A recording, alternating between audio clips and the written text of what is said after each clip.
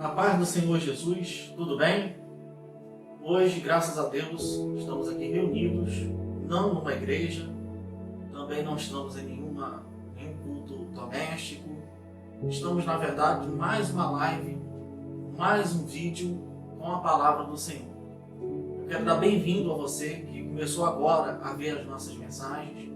Dar bem-vindo a você também que já há algum tempo tem acompanhado os nossos vídeos, dos louvores, da palavra, e queremos louvar ao Senhor pela tua vida. Hoje nós vamos meditar num texto também muito conhecido e que me faz lembrar algumas coisas interessantes. Eu trabalhei em loja de roupa e lá a gente tinha um costume muito interessante. A gente pegava uma caixinha, aquela caixinha que alguns até criticam essa caixinha, mas eu não tenho nenhuma crítica contra ela, que é aquela caixinha que vem as palavras de promessa. Essa palavra é muito conhecida lá, mas eu quero convidar você a conhecê-la aqui, com a ministração, entendendo o que é o significado desta palavra. Então, em nome de Jesus, eu te convido a abrir no livro das Lamentações de Jeremias, no capítulo 3, versículo 26. Lamentações, capítulo 3, versículo 26, que nos diz assim: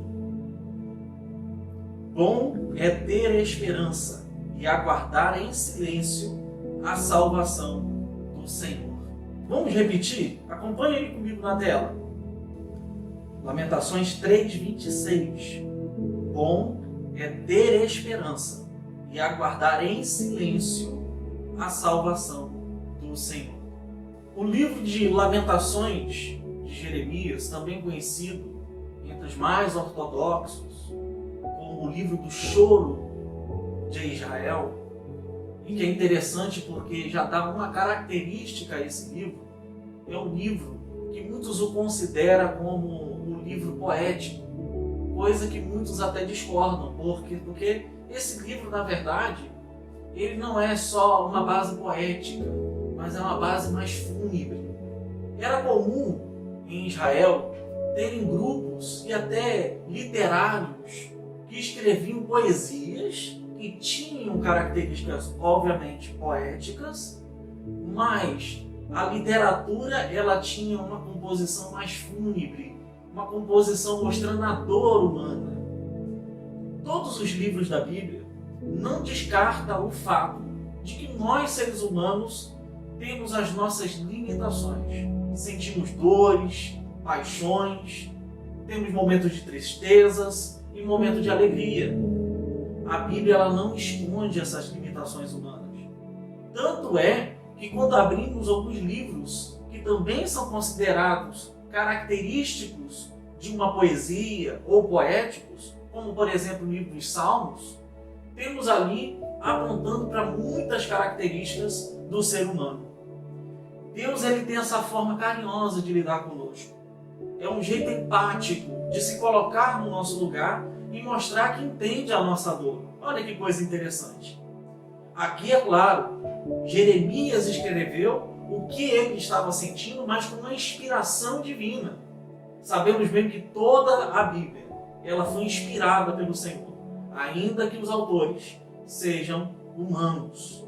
Então, o livro de Lamentações de Jeremias, ou o livro do choro, é um livro que vai mostrar a dor do profeta, ou a dor até mesmo daqueles que estavam circunvizinhos ao profeta. Porque ele mesmo sendo profeta, tendo o Espírito de Deus, ele não era nenhum super-homem. Existe até alguns hoje que se consideram como super-homens, que olha, eu sou um profeta, eu sou um pastor, eu sou um homem ungido e nada vai me acontecer. Mas Jeremias, você e eu sabemos que nós não estamos imunes às aflições deste mundo. É tão interessante que o próprio Deus encarnado, que é Jesus Cristo, ele mesmo disse que no mundo sofrereis o quê? Aflições. Mas tem de bom ânimo porque eu, disse ele, venci o mundo. Então ele, que também foi afligido, sabia a realidade das aflições do tempo presente, que inclusive já foi pregado na primeira mensagem aqui no vídeo com você. Então o livro de Lamentações, como toda a Bíblia, trata às emoções humanas. Outra característica que quem me conhece sabe que eu tenho uma certa quedinha para isso. O quê? Lamentações é um livro extremamente histórico. É histórico porque relata o que foi a crise espiritual, social e econômica de Israel. O livro de Lamentações foi escrito num contexto histórico em que Israel, por desobediência, quanto mais teimosa a Deus, agora estava sofrendo as penitências. Penitências essas que o próprio Cristo, ou melhor, o próprio Deus, revelou para todos os seus profetas. Então Israel se rebelou contra Deus, e por se rebelar contra Deus, agora estava sofrendo essa penitência. Que penitência foi essa? A penitência do exílio, conhecido como exílio babilônico, ou melhor, o cativeiro babilônico. Eles agora saíram da terra, onde é uma terra prometida por Deus, uma terra onde manava leite e mel, uma terra onde eles tinham a liberdade, os seus familiares, que enfim, tinham sua cidadania, para agora ir para um lugar onde eles perderiam a sua cidadania, perderiam o seu nome e inclusive perderiam a sua liberdade. Entre essas liberdades estava a liberdade da consciência religiosa, porque eles não poderiam adorar o seu Deus, poderiam até mesmo fazer um culto doméstico ao seu Deus, porque era permitido na Babilônia isso, mas eles não podiam fazer um culto público. O máximo que eles podiam fazer é ir para suas casas, abrir a janela para a banda do sul, olhando para Jerusalém, e assim como Daniel fazia, orar 3 vezes ao dia. Eles estavam no cativeiro, estavam impedidos de adorar o seu Deus em meio ao público. Imagina você lá nessa situação, sem poder evangelizar, sem poder cultuar. Irmão Elias, eu estou experimentando isso hoje, porque nós estamos vivendo um período de pandemia e muitos não estão podendo fazer isso.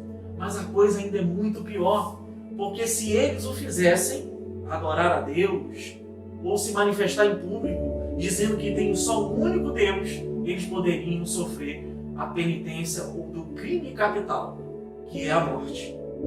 Então observem bem, eles estavam numa situação aterrorizante, porque estavam num lugar desconhecido, com pessoas desconhecidas e detalhe, com uma língua diferente. Enquanto eles estavam lá podendo falar o hebraico, que era a sua língua, agora eles deveriam estar onde? Na Babilônia, falando o aramaico. Olha que triste que se é para esse povo estar naquela região. Mas Jeremias pegou uma parte cruel do cativeiro babilônico, que foi o início. Observe, o início de tudo é muito complicado, porque o ser humano, para se adaptar, ele precisa de um tempo. Aí, só para você entender o que é se adaptar, eu vou te contar uma história. Posso? Então, observe bem essa história. Essa história ela é contada por um teórico muito conhecido na educação. Professores, por exemplo, quando antes de entrar na universidade, já começam a estudar sobre esse teórico. O nome dele é Valum. E ele fala uma coisa muito interessante, a história da flecha. O que era usada, para que era usada a flecha? Não era para a caça? Passou-se um tempo e por estar amontoado de pessoas, grupos diferentes, agora a flecha foi usada para quê? Para a guerra. Depois de ser usada também para a guerra, nós temos ainda, nos dias atuais, a flecha sendo usada onde? Nas Olimpíadas. Observe que o objeto é o mesmo, mas a adaptação humana em relação ao objeto é outra. Então isso já demonstra, já dá uma alusão de que é a adaptação para o ser humano. Depende do tempo. No início tudo é difícil.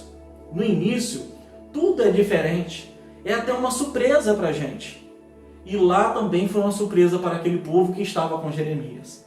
Jeremias pegou o pior momento que foi o início. Ele, como também Daniel, Ananias, Misael e Azarias, mais conhecido na Babilônia, e no meio evangélico como Sadraque, Mesaque e Abednego. Por que eles pegaram o momento mais cruel? Além de ser o início, alguns fatos aconteceram e que hoje vai trazer revelações para a tua vida. Quais são esses fatos? Vamos observar. O ano era 605 a.C. E foi quando a Babilônia começa a invadir a Israel. E a primeira coisa que se tira de Israel são os nobres e os mais sábios daquela região. Então a primeira coisa que o inimigo tirou de Israel era aquilo que tinha de nobreza e aquilo que tinha de sabedoria. A desinformação é a melhor arma contra o inimigo. O que quer dizer isso, irmão Elias? Não era para você me dizer que a informação é a melhor arma para o inimigo? Eu estou falando que é a melhor arma para o inimigo. É contra ele que você vai direcionar isso. E isso fez também a Babilônia. A Babilônia, ela usou a desinformação, tirou os sábios de Israel, deixou o povo na ignorância, tirou aquilo que era de mais nobre de Israel. E é isso que o inimigo Nabucodonosor tirou de Israel. E é isso que o inimigo quer fazer com você também. Ele quer tirar aquilo que é mais nobre da tua terra. Ele quer tirar aquilo que é mais nobre da tua casa. Eu não sei o que é. Isso é o Espírito de Deus, você sendo espiritual, que vai saber. Ele vai querer tirar o que é mais nobre, o que é mais sábio dentro da tua casa. O inimigo já conseguiu tirar o culto doméstico da tua casa? O inimigo já conseguiu trazer um desânimo para a tua vida, para você não mais dobrar o joelho para rogar ao Pai? Pois é o início. Ele já conseguiu tirar a sabedoria da tua casa. Já tirou o que era mais nobre da tua casa. Nabucodonosor foi estratégico. E o diabo também é estratégico. É isso que ele faz conosco. Ele tira aquilo que é mais nobre e mais sábio da nossa casa para destruir e levar a gente cativo com ele. A segunda coisa, a gente vai tardar mais um pouquinho. Porque 597 a.C. Não é para você gravar a data. Gravar a data é para o professor de história. Aposto que você, até mesmo lá na sala de aula, dormia na sala de aula. Mas fique tranquilo, não precisa gravar a data. O mais importante aqui é gravar que em 597 a.C. também tirou os jovens. E dentro da Bíblia, você que é bom frequentador dos cultos de mocidade sabe de que quem é que tem a força? São os jovens. Então, primeiro vou tirar a sabedoria e aquilo que é nobre. Depois eu vou tirar a força. O inimigo, ele tirou a força de Israel. Aquilo que dava força, o ânimo. Eu quero dizer uma coisa muito importante para você. Sabe o que é? Deus, ele não chama talentosos. Deus não chama pessoas capacitadas. Sabe o que Deus... Sabe quem Deus chama? Sabe como Ele chama? Vamos observar na Bíblia, por favor. Abra aí no livro de Josué, capítulo 1. Abra aí em Josué, capítulo 1, versículo 6. Leia aí comigo na tela, por favor. Esforça-te e tem bom ânimo, porque tu farás a este povo herdar a terra que jurei a seus pais lhes daria. Olha que interessante. Deus, ele não está nem aí para talentosos, porque ele quer pessoas animadas. Ele induz essas pessoas a dizer, olha, tem de bom ânimo. Ele não vai perguntar para você se você fala bem. Ele não vai perguntar para você se você tem uma boa postura, se tem um terno bonito. Ele vai dizer para você, ó, tem de bom ânimo. Esforça-te porque eu sou contigo. Olha que coisa interessante. Deus, ele é contigo. Ele precisa de alguém que tem o quê? Esforço. Está falando de força. O inimigo nos últimos tempos, ele está se prevalecendo com o cansaço. Vamos lembrar uma passagem bíblica muito interessante? Aquela passagem bíblica de Romanos, no livro de Romanos. Eu quero de novo convidar você a ler comigo, por favor. Leia aí comigo. E isto digo, conhecendo o tempo, que é já a hora de despertarmos do sono, porque a nossa salvação está agora mais perto de nós do que quando aceitamos a fé. não podemos fugir do tema. O tema é a salvação que você está aguardando em silêncio. Então não podemos fugir desse tema. E uma coisa que pode te atrapalhar em relação à espera da salvação é o sono. O diabo, ele vai tentar tirar a tua força, o teu ânimo, para que você possa cair nesse sono, o sono da indolência. Mas já é hora de despertarmos do sono. Outro ponto interessante, já falamos que ele vai tirar tudo aquilo que é nobre e sábio da tua vida. Já falamos que ele vai tirar a força. Outra coisa interessante que agora está dentro do texto. Ele vai tentar tirar aquilo que é símbolo para você. Irmão Elias, como assim? Símbolo? Vamos entender bem. Para o povo de Israel, existia um símbolo ou uma imagem que era o templo, o lugar de adoração, que dava força, que também tinha sabedoria, que é onde as coisas nobres estavam. Mas agora Jeremias vê o templo o quê? Queimando. Vê agora o templo caindo. E agora onde eu posso adorar ao Senhor? Aonde eu posso erguer os meus sacrifícios? Aonde eu posso ouvir os sábios? Aonde eu vou fazer isso? Essa foi a pergunta de Jeremias e de muitos que estavam ali. Por isso, aquilo que era simbólico, aquilo que trazia fé para Jeremias e para o povo, estava caindo. Mas Jeremias tinha uma visão humana da situação. Assim como você também tem uma visão humana. E nessa visão humana limitada, todas essas coisas se acabaram. Mas sabe quem é o dono dessas coisas? É o nosso Deus. E aí esse Deus vai inspirar Jeremias em Lamentações, que é dentro do texto que nós lemos, dizendo o seguinte: não precisa de nada. É preciso o silêncio. Ora, eu não precisava daquilo que era nobre, daquilo que era sábio, da força, do símbolo? Preciso. Isso vai ser construído, mas tudo isso vai ser construído no silêncio. Você aguardando a salvação. E é quando você aguarda a salvação, nesse silêncio, que é o Senhor que vai agir. Porque até então, nós na visão humana, fazemos o quê? Olhamos para aquilo que está dentro da nossa limitação. Mas o nosso Deus não. Ele é um Deus infinito, imortal e invisível. Olha o que é a fé, de acordo com o texto bíblico. Para nós encerrarmos, vamos ler? Abra lá em Hebreus capítulo 11, versículo 1 comigo. Diz assim, na carta aos Hebreus, capítulo 11, versículo 1. Ora, a fé é o firme fundamento das coisas que se esperam e a prova das coisas que não se veem. Você não precisa de muita coisa. Você só precisa de fazer aquilo que a igreja por muito tempo pregou. Sabe quais são as duas coisas? Não é um povo barulhento, não.